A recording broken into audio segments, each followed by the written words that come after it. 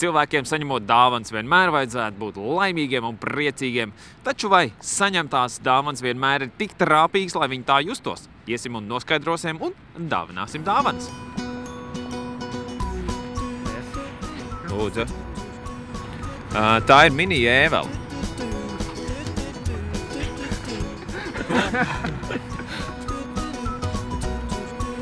Gaidījāt kaut ko tādu? Nu, īsti nē. Nu, man ir duša, nevis vanda. Nodarēs, uzdāvināšu kādām. Tas jums.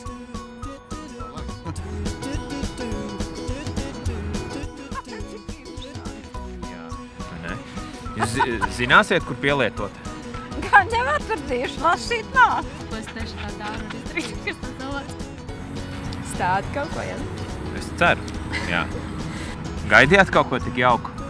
Nē. Nē? Komisāņi darēja. Nē, kas tas ir vispār? Bet prieks taču, vai ne, baigais? Neizmērojams, vai ne? Jā. Skaidri acīs nolasās. Lūdzu.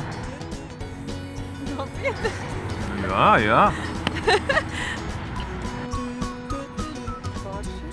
Vai ne? Man likās, ka jums varētu patikt. Redz, jums dāvana. Šitas? Jā. Kas tas ir? Es nezinu. Forša dāvana? Nezinu. Jā.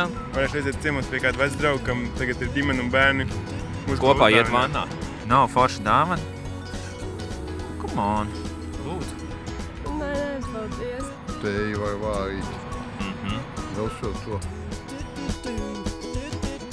Tik priecīgi. Nu tad droši. Nopietni. Nopietni. Lai jums tikpat jauks dāvanas arī turpmāk. Paldies. Tas jūs varat nenopietni. Lai arī kādu dāvanu jūs saņemtu, draugi, atcerieties, dodiet dāvanām vienmēr otru iespēju. Ēriks Falkānieks speciāli par dāvanām.